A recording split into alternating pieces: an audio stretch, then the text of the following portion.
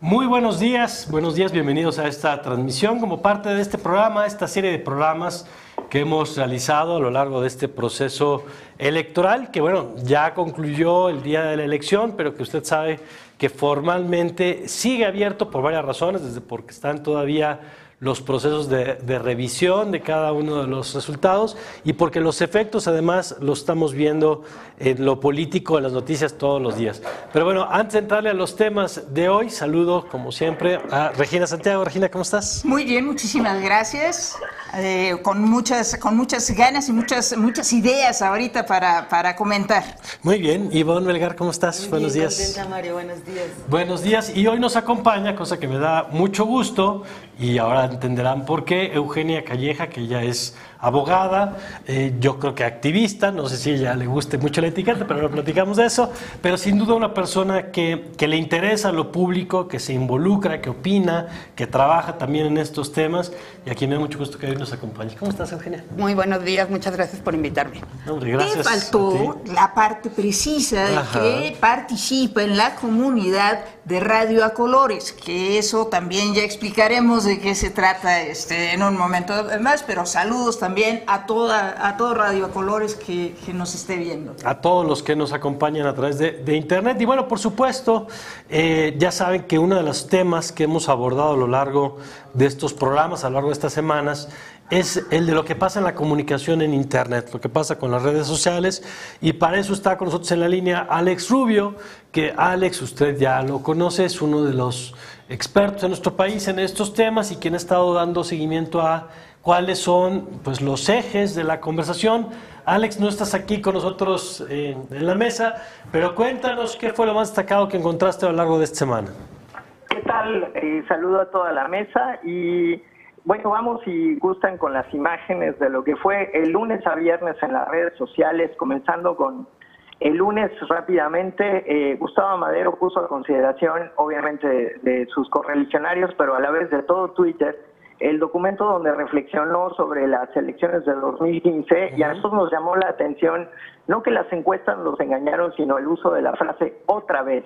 Entonces, bueno, ahí apunta a que el modelo no cambió y obviamente los resultados no tenían por qué cambiar en el sentido de descubrir el sentido del voto. Si nos vamos a la siguiente, y lo tienen por ahí en un tuit, digamos que nos pareció singular, Joaquín López Dóriga reclamó sobre las multas al Partido Verde ante el anuncio de la Comisión de Fiscalización de que se harían aún más multas tanto a las empresas que transmitieron Cine Minutos como al propio partido. Sin embargo, el volumen de conversación, fíjate que fue muy bajito alrededor de este tema, por eso decimos, olvidan tan rápido las redes lo que fue prácticamente un intento de movimiento, hoy prácticamente no genera nada de conversación. Si me voy al miércoles y ustedes están viendo en su pantalla @Padrotovsky, bueno, pues este es un hacker que probablemente pase a la breve historia de Twitter como un hacker capaz de hacer un multihackeo. En un par de días hackeó Excelsior, Javier Corral, Galván Ochoa, René Casados, la cuenta de Reforma Moda, y todo lo anunció con anterioridad, dijo a las 8 yo voy a hackear Excelsior y lo hizo. La cuenta ya está suspendida, pero uno de estos casos de cómo lo hizo de manera lúdica, debo decir, en general se autonombró ganador de una elección ficticia que él inventó, pero bueno, por ahí las fragilidades técnicas a las que tenemos que estar atentos. Oye, Alex, bueno, primero no si recuerdes antecedentes como este que nos estás presentando, y segundo si solamente lo usó para esto del autopremio y no metió otro tipo de contenido. No metió más contenido, no metió contenido que se viera intencionado. No recuerdo un caso de un hackeo tan sistemático y en tan poco tiempo. Fue como una acción que él planeó para autorretuitearse desde cuentas, bueno, hasta de Javier Corral, pero no se ve otra intención que mostrar su músculo de hacker, cosa que tampoco es tan rara, ¿eh? Probablemente sea contratado por Twitter para ver qué vulnerabilidad en la seguridad encontró él. Sí, sin duda, qué capacidad tuvo. Bueno, una pregunta respecto a eso también. ¿Cómo reaccionaron las cuentas hackeadas, no? En general fue todo como interno, todas advirtieron reportando que la cuenta estaba hackeada o que la cuenta había sido hackeada, o usaron terceras personas para decir la cuenta de tal está hackeada. Hubo una reacción relativamente rápida y precavida, o sea que no le quitan tanto el ojo a su timeline, estos personajes. Y lo cual además revela que esta persona ya no quiso volvérselas a hackear, porque si lo hizo con esa facilidad la primera vez, pues quizá pudo haberlo hecho de nuevo. Pero si quieres vamos con los otros 2 tweets de esta semana. Muy bien, rápidamente, obviamente la muerte de Jacobo Zabludovsky nos dio la oportunidad de ver en nuestra siguiente lámina pues toda una reconstrucción de un personaje a través de Twitter. Nosotros vamos a publicar un análisis más a fondo por ahí el próximo martes en el blog de OnSIM de cómo es que Twitter reconstruyó a Jacobo desde la memoria histórica, desde aquellos que pues no están de acuerdo con él, hasta todos sus alumnos de muchos años. Creo que el balance además fue positivo. Los periodistas admiten sin duda un gran legado. Y bueno, esto fue una conversación interesante en el sentido de reconstruir realmente una personalidad que sin duda es clave para entender el periodismo en México. Y continúo nada más justo con esta serie de anuncios que se dieron en Twitter alrededor de la solicitud de Mancera de renuncia a todo su gabinete, que en orden más o menos cronológico hubo un pequeño anuncio antes de que la renuncia sería pedida a solo un personaje, en particular al operador conocido político Héctor Serrano. Después las explicaciones, digamos, oficiales ya más en el flow de la prensa, y en el tercer momento el apoyo multitudinario de todas las cuentas del PRD, incluido su presidente, los líderes en las cámaras, en el sentido de apoyar la decisión de Mancera, cuyo sentido pues se habla de muchos sentidos ahí, entre ellos la eficacia electoral, y que estoy seguro que ustedes van a abordar y abundar sobre eso. Muy bien, Alex. Yo quisiera nada más cerrarles con uno de estos casos que vemos a veces en Twitter, en que la fortuna se vuelve desafortunada, y un community manager pues se le ocurre un chiste que fue, y esto es algo que hay que decir, ampliamente reproducido por la mayoría de los medios, el famoso tweet de Comex de una pintura de altura en la que se usó una foto de una ceremonia oficial con los reyes de España. La marca se deslindó y se disculpó, pero bueno, no sé si eso en general en el marketing, el subirse a las noticias hace que parezca que se pierden las políticas de comunicación dentro de las marcas. Este es un caso donde claramente el afán de popularidad estuvo sobre cualquier otro razonamiento, y pues no es muy profesional, que digamos. Con eso cerramos la semana, mi querido Mario. Alex, yo tengo una pregunta. ¿Qué tanto rebotó en redes y particularmente en Twitter los intentos de laboratorio estatal de Chihuahua y Veracruz de frenar o acotar con candados específicos las candidaturas ciudadanas? ¿No hubo un ruido, una reacción adversa? No fue un tema que estuviera, digamos, entre los más notorios de la red, y curiosamente tampoco lo vimos en las plumas ni en los tweets de muchos especialistas o de influenciadores tradicionales de redes sociales. Yo creo que es un tema que no levantó la cabeza, pero porque no hubo medios grandes, en mi opinión, que lo estuvieran validando o haciendo más amplio, Okay, gracias. Sí, que yo agregaría nada más que al final Excelsior ha sido el medio de los tradicionales, digamos, que más lo ha retomado. Sí. Hoy incluso vuelve a publicar en primera plana, ayer traía una nota. Y bueno, es interesante lo que dice Alex, creo que se siguen percibiendo en términos generales más como un asunto de la clase política, claro, que de la ciudadanía todavía, sí, ¿no? Todavía, cuando fue un gran tema para la campaña en los ciudadanos, fue la gran emoción de las campañas independientes. Claro, pero parece que cuando sin candidatos todavía no prende, ¿no? Así es. Pero un poco lo que nos muestra este análisis de Alex, bueno, pues son varios puntos. Tenemos dos temas que tienen que ver con vulnerabilidad de las redes, o sea, esta parte del hackeo, que bueno, pues lo que teníamos acostumbrado eran los hackeos de anónimos, ¿no? Que esos eran mucho más rudos pero este es un hackeo divertido, simple y sencillamente para demostrar el músculo, se puede, claro, ¿no? Se puede, y demostrar la vulnerabilidad.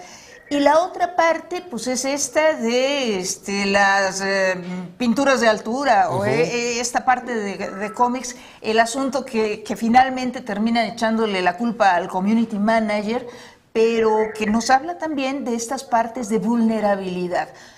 Sí, de falta de política. O sea, eso no es un asunto del community manager, pero finalmente nos habla de que la empresa está con este tipo de situaciones, abierta a este tipo de situaciones. Sí, que no había un comité editorial a lo mejor para valorar si esto va o no va, sirve o no sirve, ¿no? Sí, una vulnerabilidad que habla de una falta de políticas y de una estructura de inicio, ¿no? ¿Qué puede hacer el community manager solito y qué necesita autorización superior? Que yo tendría mis dudas de si se fue por la libre, pues porque, digamos, hubo un trabajo de edición de la imagen, la fotografía permaneció un buen rato todavía arriba, miles de retweets, y hasta después de que empiezan a ver, creo que el tamaño de la bronca que se habían metido, es cuando meten reversa, ¿no? Alex, no sé si coincidas ahí en que no fue como un error de dedo, no fue, o sea, simplemente la edición de la imagen te lleva un ratito, ¿no? Así es. Es un trabajo elaborado e intencional con el objeto de ganar popularidad, pero que, como dices, es una discusión que ya tiene un par de meses entre expertos sobre el papel y la existencia misma del community manager y el perfil profesional que está ahí, y si son capaces de dimensionar todo el alcance que tiene este medio, del que se anunció ahora que 66% de internautas ya están en Twitter.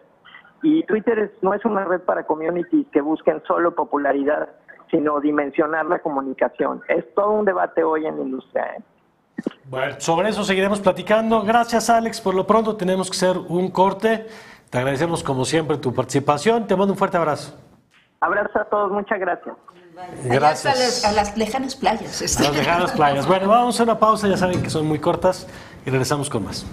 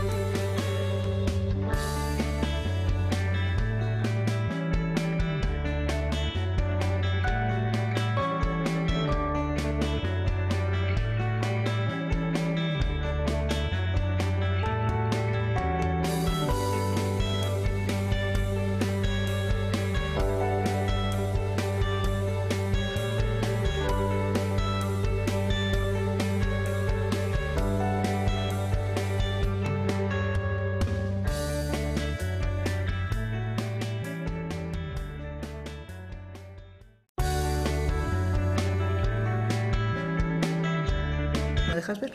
Bueno, ya estamos ya de regreso y uno de los temas que queremos platicar hoy, Regina, es un texto del consejero Benito Nasif. Este proceso pues ha traído reflexiones también sobre si el modelo de hacer campañas y la comunicación es la que necesitamos. Cuéntanos de qué trata este texto y por qué te parece relevante para un espacio como este comentar. Pues bueno, en principio me parece que en esta elección tuvimos una presencia mayor de los consejeros, tanto en programas de radio, participación en sus cuentas de Twitter, y bueno, tenemos ahora este texto de evaluación de Benito Nasif, en donde lo que quiere es abrir un debate en el que él ya ha estado participando, ¿no? Que es justamente, bueno, él se pregunta, ¿sigue funcionando el modelo de comunicación política de radio y televisión que teníamos en el 2008?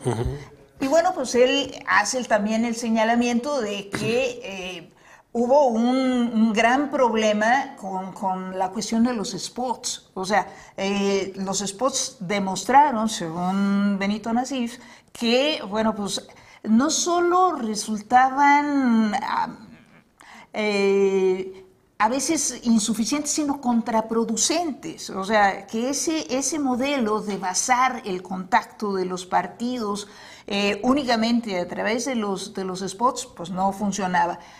Él plantea que, bueno, pues el modelo quizás no hay que cambiarlo del todo, o sea, esto del financiamiento, el impedir que se compren los espacios, sino que hay que hacerlo un poco más flexible.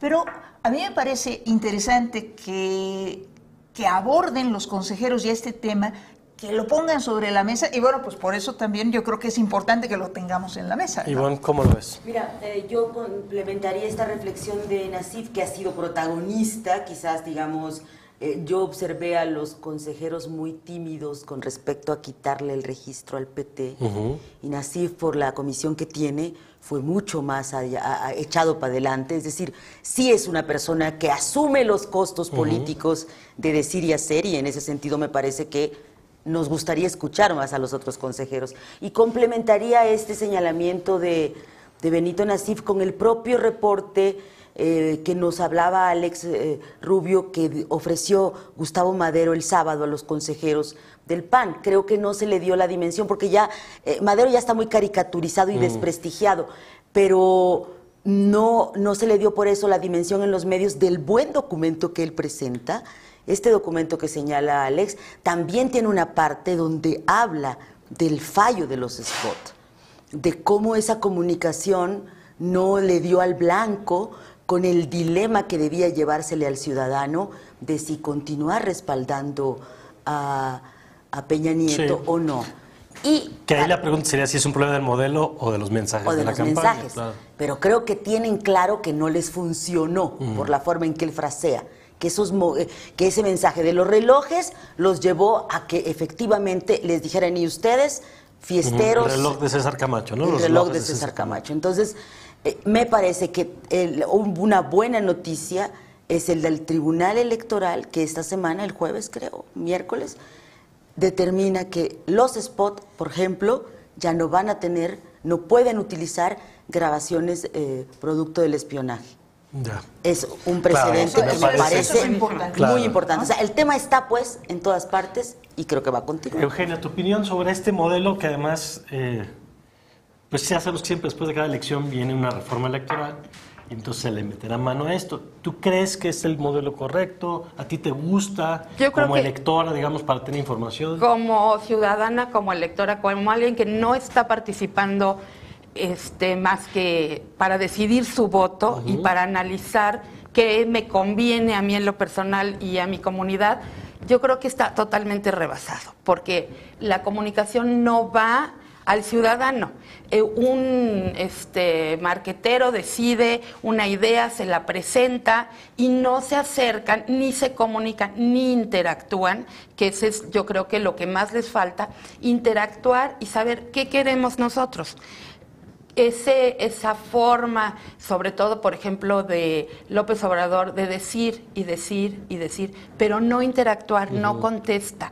Si uno pregunta, no recibe, a lo mejor no él de su cuenta, pero de todos sus asesores, un acercamiento, una respuesta, algo que te motive a que te interese más. Entonces dices, ay, no, bueno, otra vez, ves el mismo anuncio de todos los partidos, una vez, otra vez, y todos seguidos, ya no lo escuchas. Aunque no lo puedas quitar, vas en el radio porque le picas al otro y está, ya no lo escuchas, pasa como un ruido sordo y no te transmite nada, habiendo muchas cosas muy importantes que transmitir y que yo creo que como ciudadanos sabemos muy bien cuáles son los problemas, qué nos interesa, y eso nadie lo toca. Ahora, yo creo que aquí se mezclan dos cosas. Uno es lo que hizo Eugenia, el choque, digamos, de un modelo unidireccional, masivo, contra un modelo más de interactividad. Pero tampoco podemos negar que este modelo tiene mala prensa. Y tiene mala prensa porque hay una agenda clarísima detrás, y es tumbar porque el propio Partido Verde ya presentó una propuesta en ese sentido. Quieren tumbar el candado que impide que los partidos puedan comprarle tiempo o aire a los medios de comunicación. Hay que recordar el antecedente, digamos, de este modelo es después de la elección del 2006. Se engalla, digamos, la clase política, particularmente en el Senado. Recuerdo a Navarrete, a Krill, no me recuerdo, andaban por ahí.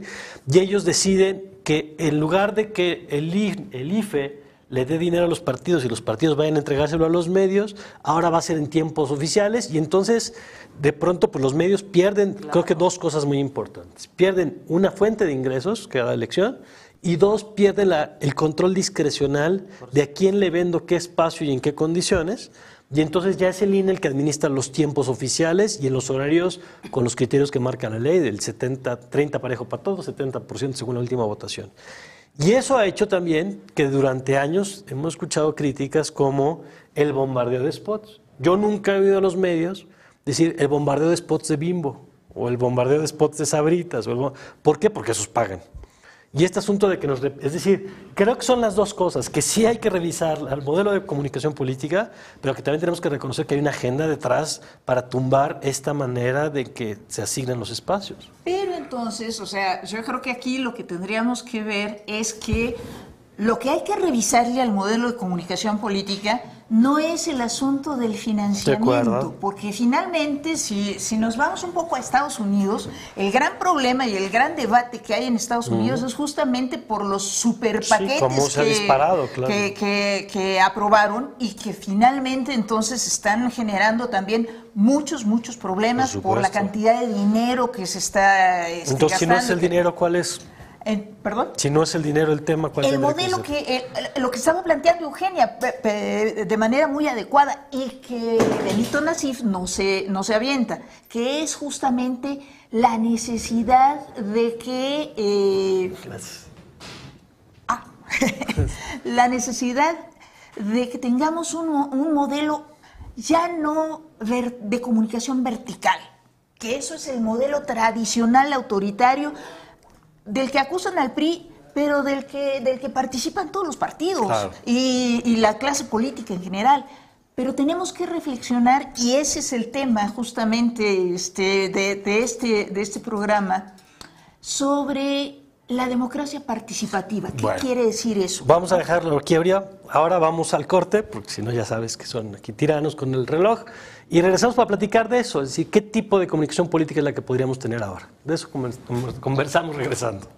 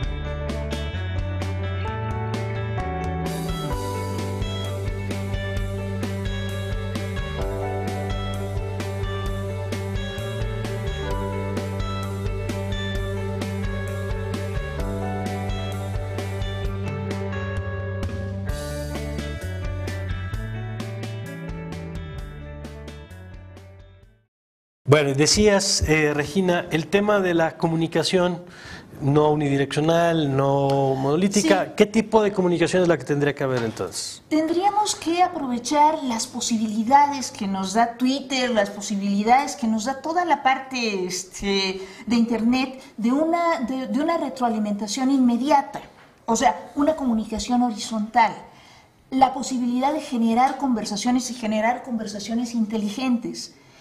Eso requiere, en primer lugar, inteligencia, que eso es, bueno, alguna vez Héctor Aguilar Camín, cuando lo invitamos a participar en un ejercicio de OMSIM sobre la reflexión de un texto, nos decía, y bueno, ¿se puede tener conversaciones inteligentes en 140 caracteres?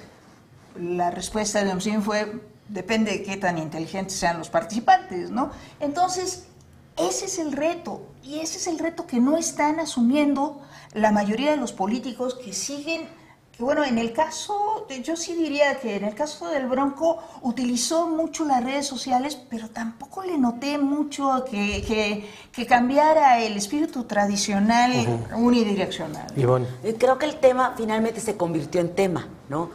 Observábamos lo que decía Eugenia, contrataciones de expertos, y los partidos ya estaban como, estas son las opciones, platicaban, yo tuve oportunidad de platicar muy largamente con Luis Castro Obregón de Nueva Alianza, contándome un poco este modelo, ¿no? Las agencias que te ofrecen, tú tienes unas encuestas, dices qué mensaje quieres, pero da la impresión de que estuvieron los partidos secuestrados por este comercio, sin ellos plantear qué querían decir. Frente al cisma del 7 de junio, que te habla de un ciudadano que quiere que lo escuches, lo que señala Regina es lo que está pasando.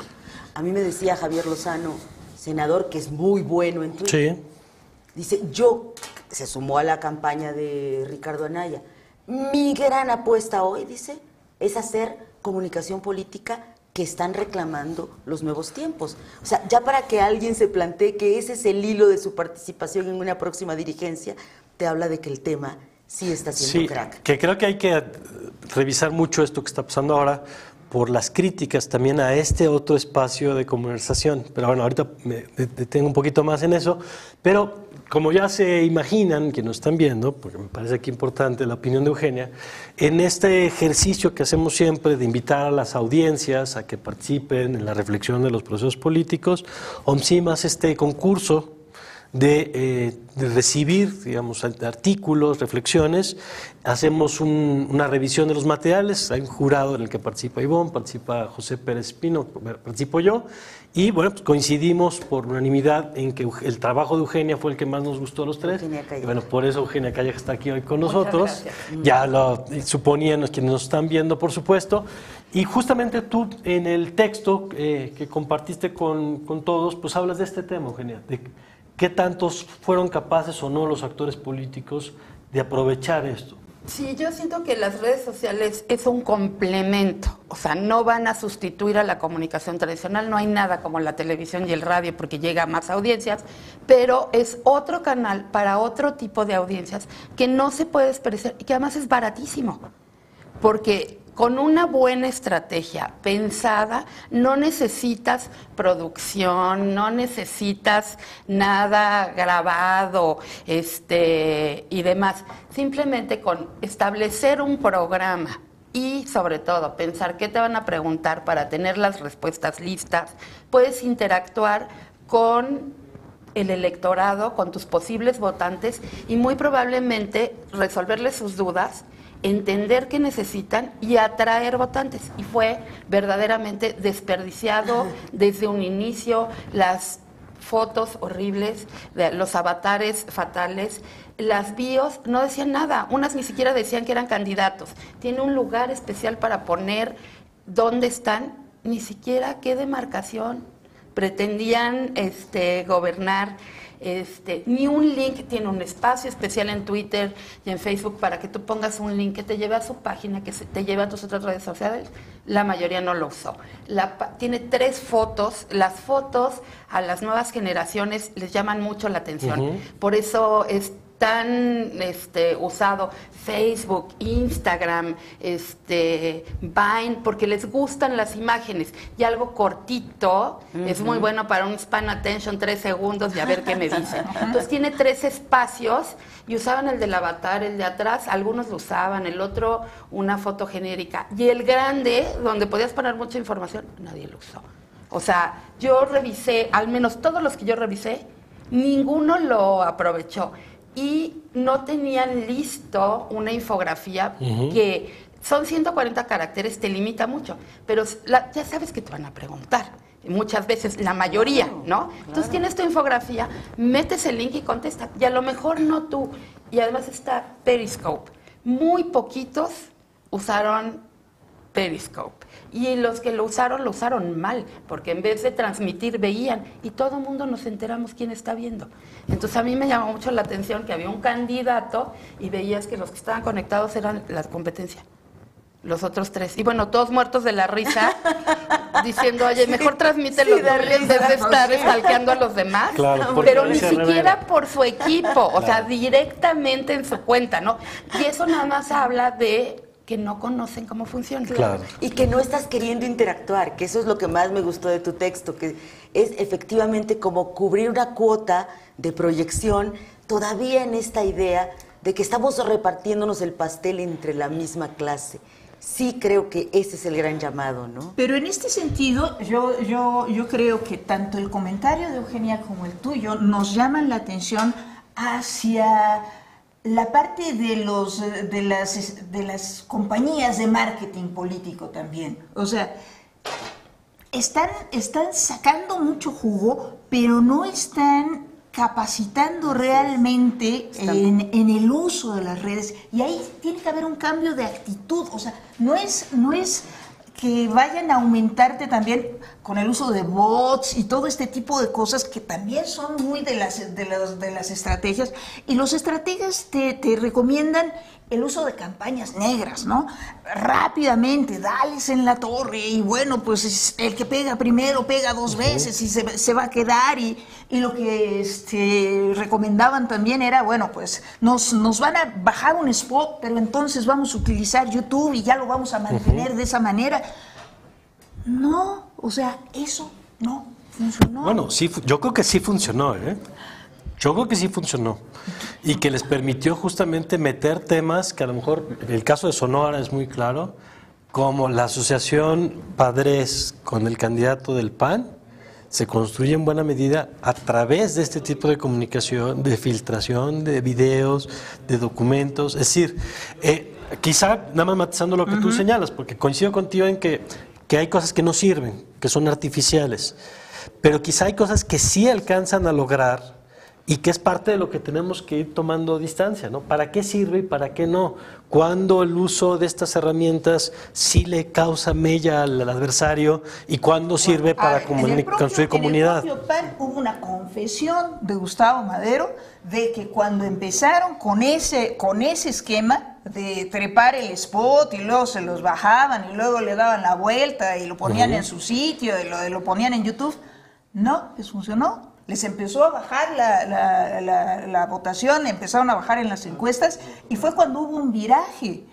Él lo reconoció abiertamente. Es más, hubo un debate entre Ciro Gómez Leiva y ¿cómo se llama? Jorge Castañeda, que Jorge Castañeda es defensor abierto así de toda la parte de propaganda de contraste, le llaman. No, o sea, de la parte sucia, ¿no? Bueno, él es muy defensor de eso y le reclamaba al PAN que no hubiera explotado más esas vulnerabilidades, ¿no? Y bueno, lo que Ciro le comentó fue, yo hablé con la gente del PAN y lo que me dijeron fue, no estaba funcionando. Lo que yo después supe fue que al interior hubo unos jaloneos tremendos. Y después de una pausa, al final regresaron hacia la parte inclusive de insultos con el famoso PIB, ¿no? Que sustituía el insulto por el PIB. Y finalmente, bueno, pues ahí Madero es de los que está saliendo, pues ya a decir, bueno, pues fue un relajo y fue un desastre, ¿no? Es que aquí yo creo que aplica a la vulgar pero muy letal consigna del pueblo de para tener la lengua larga hay que tener la cola corta.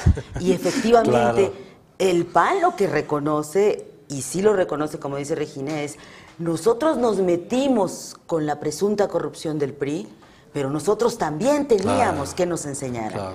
Y en ese caso creo que Sonora y Nuevo León son casos donde sí funcionó la guerra negra, porque había mucho lodo en la política. Entonces, no era una guerra sucia per se, había materia para que esa guerra funcionara.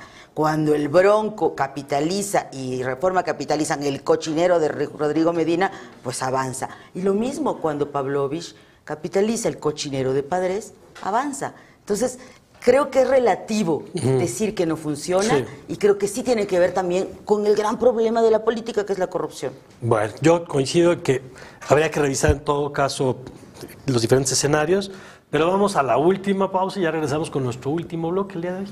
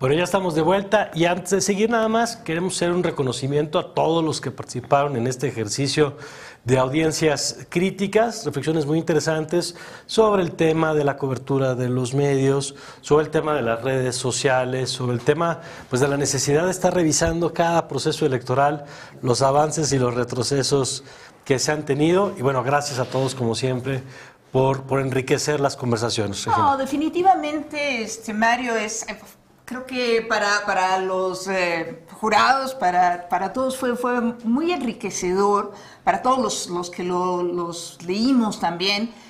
Todas las participaciones están en el blog OMSIM, se pueden consultar y ojalá lo hagan. Y bueno, yo lo que quería decir es que bueno, el Observatorio de Medios OMSIM pues, se creó desde el 2006, hemos estado participando en la observación electoral desde entonces y ha ido evolucionando también nuestra forma de entender esa observación electoral, hasta llegar, bueno, en el 2012 a ponerle mucho más énfasis a redes sociales y a entender nosotros, porque también cuesta trabajo ese cambio de actitud, a entender nosotros que lo importante es esta conversación, esta interacción, que implica un cambio de actitud hacia los medios, hacia la política, es un cambio de actitud ante la vida, digamos, porque quiere decir que quieras compartir tu conocimiento. Entonces, la apuesta del Observatorio OMSIM es tratar de mejorar los procesos de comunicación pública. ¿Cómo lo podemos mejorar? Pues haciendo trabajo con los encargados de la comunicación en los gobiernos, en los partidos, haciendo trabajo con los medios para que se reflexione también sobre si estamos haciendo bien o estamos haciendo mal nuestro trabajo y haciendo trabajo con las audiencias críticas. Y en ese sentido, pues me da muchísimo gusto el premio con Eugenia. Y bueno, en este aprendizaje, en este recorrido, pues nos topamos también con esta audiencia de Radio a Colores. A ver, cuéntanos un poquito chiquito, brevemente, ¿qué es Radio a Colores? No, bueno, es una comunidad que se forma en torno, en un principio, digamos, a un programa de radio, el Instituto Mexicano de la Radio, en donde la audiencia, digamos, se reconoce en el chat que acompaña la transmisión en vivo a través de web. Hoy todo el mundo habla de Periscope, pero nosotros hacíamos este ejercicio hace algunos años. Quizá no era tan sencillo, pero a todos era una herramienta accesible. Pero lo que me parece más destacado es pues, la creación de una comunidad de personas con opiniones distintas, con perspectivas distintas, capaces de sentarse, así sea virtualmente o físicamente, a dialogar y a intercambiar puntos de vista. Y creo que quizá con un común denominador que es pues las ganas de tener un mejor país, ¿no? Yo creo que eso es... Y una comunidad muy respetuosa. Muy respetuosa. Porque hay de todas las opiniones, partidistas a partidistas, pro voto, anula voto Así y todo, y podemos compartir y decir tus opiniones y te pueden rebatir con un respeto que no he visto en otro lado. Sí, y que obliga a todos los que participamos pues, a aprender a hacer eso. Claro. Justamente a no ser las cosas personales, sino discutir las ideas. Y bueno, yo creo que también, Regina, además de lo que quieras agregar sobre esto, de lo destacado de este ejercicio, de este proceso electoral, pues el que ahora estemos transmitiendo como lo estamos haciendo, ¿no?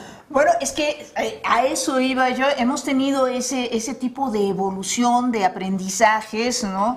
Y bueno, pues una de las cosas que nos quedó como aprendizaje es que los ejercicios de observación electoral también muchas veces se quedan como los ejercicios académicos, ¿no? Ahí, pues en un cubículo, en un reportito, pero hay que darles más salidas, ¿no? Y hay que ponerlos también ante un público para que, bueno, pues participen, nos rebatan, nos critiquen, nos sugieran. Entonces, eso es lo que aprendimos y eso es lo que estamos haciendo en este momento. Y bueno, pues de alguna manera, pues yo quise que también estuviera Jessica con nosotros en este bloque final, porque Jessica ha sido nuestra anfitriona. Entonces, bueno, pues yo le preguntaría a Jessica cómo nos ha visto, cómo ha visto este programa. Regina, pues muchas gracias por esta invitación. La verdad, yo estoy muy contenta sobre todo porque están haciendo huella en el camino y algo muy interesante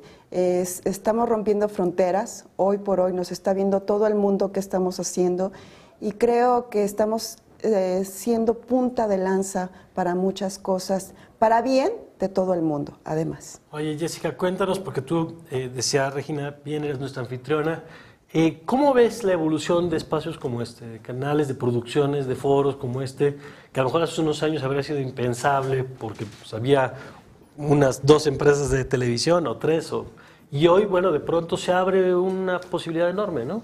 Sí, y además, déjame decirte que, bueno, pues ahora los pequeñitos ya traen sus móviles, ¿no? Y entonces la gente, tanto los peques como todo el mundo, puede vernos en donde sea y a la hora que sea. Entonces, esta versatilidad de lo que genera el Internet hace que tengamos este tipo de comunicación, este tipo de información que nos va a ayudar a la sociedad y sobre todo que vamos a tener un bien común, ¿no?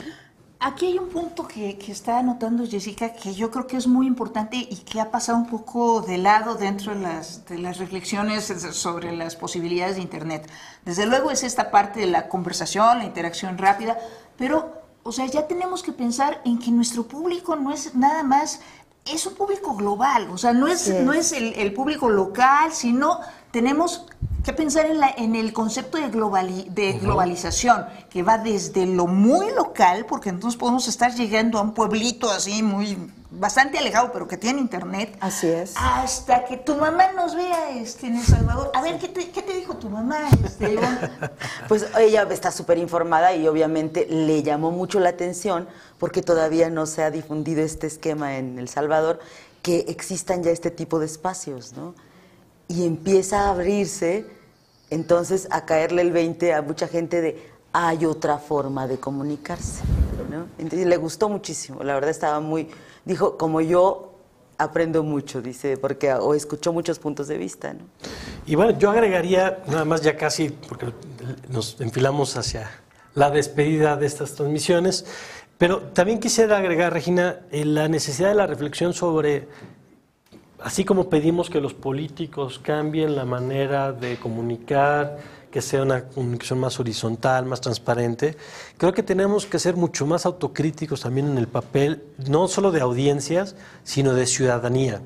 Y me permito recomendar un libro de Byung-Chul Han, que se llama En el enjambre, que se puede conseguir tanto físicamente como digital, este filósofo. Y lo que plantea, que me parece una crítica muy necesaria, es si de pronto estas expresiones colectivas, sea por un animalito maltratado en mascota, o sea por una denuncia de corrupción en algún punto, son capaces de construir algo más sólido que no es un desahogo tuitero de 2 horas. Muy bueno. Y ese me parece que es el gran reto, por lo menos para la ciudadanía en México, no confundir el tema de la expresión, del trending topic, Del instant claim. Confundir eso con ciudadanía, confundir eso con tejido social. Excelente. Me parece que el gran reto para los próximos meses, para las próximas semanas, para los próximos años es eso. ¿Cómo volvemos más sólido el malestar para que no se diluya tan pronto como vemos que está ocurriendo, ¿no? Me parece muy interesante y yo nada más comentaría 2 cosas que me llamaron mucho la atención esta semana y que tienen que ver con la muerte de Jacobo Zabludovsky. De verdad yo recomendaría el artículo de Yuridia Sierra ayer en Excelsior. Maravillosa reflexión de cómo en el momento que a Jacobo Zabludovsky le toca vivir en una sociedad cerrada, donde nos dictaba y decidía qué decirnos, hoy en su muerte este espejo de las redes fue muy sintomático también de quienes somos y pasamos de escuchar unilateralmente un mensaje a pretender descalificar y juzgar en 140 caracteres. Muy interesante su reflexión y repetiría y compartiría. Me gustó mucho los homenajes a Jacobo porque tenían que ver con gente que lo conoció.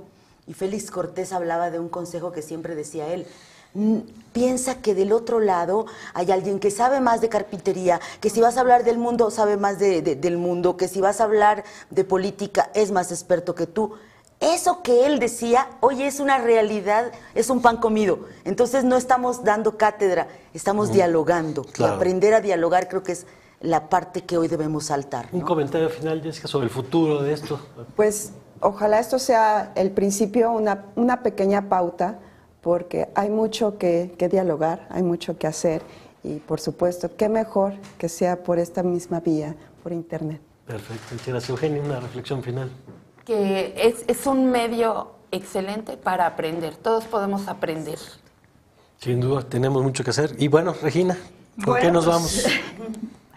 Nos vamos con un gran sabor de boca, con el agradecimiento enorme a Ivonne, a Mario, a Jessica, a Eugenia y a, bueno, pues, a Alex, a todos los participantes en este ejercicio de reflexión colectiva. Ahora, tendremos retos a futuro. Hay cambios importantes en la legislación, vendrán cambios en la legislación electoral, pero hay cambios importantes en la de telecomunicaciones. Ya tendremos más en funciones a los defensores de las audiencias, tendremos códigos de ética obligatorios. Pero, bueno, en un foro que se realizó en la Universidad Iberoamericana sobre radios universitarias, los defensores de las audiencias que participaron decían, bueno, nosotros ya tenemos un buen rato recorriendo este camino y el problema es que somos defensores de las audiencias, pero las audiencias no se dejan defender y porque no participan y porque no están conscientes de que tienen derechos. Entonces, creo que uno de nuestros grandes retos, y OMSIM se ha comprometido y seguirá comprometido en ese sentido, es decirle a todo mundo, a todos los ciudadanos, las ciudadanas, que tenemos el derecho a estar bien informados, claro, que debemos de exigirle a los medios y que debemos de exigirle a los encargados de comunicación y que debemos criticar muchísimo a los estrategas que recomiendan la guerra sucia, porque yo sí soy antiguerra, antipropaganda negra. Entonces, bueno, pues la apuesta del Observatorio de Medios está justamente en las audiencias, en la participación. Pues muchas gracias, gracias a todos los que nos acompañaron a lo largo de estos programas especiales sobre el proceso electoral. Como bien dicen, seguiremos aprendiendo, seguiremos dialogando y la invitación a que sigan en contacto a través de las redes sociales, a través de la página del OMSIM y nos volvemos a encontrar muy pronto. Que tengan muy buen día.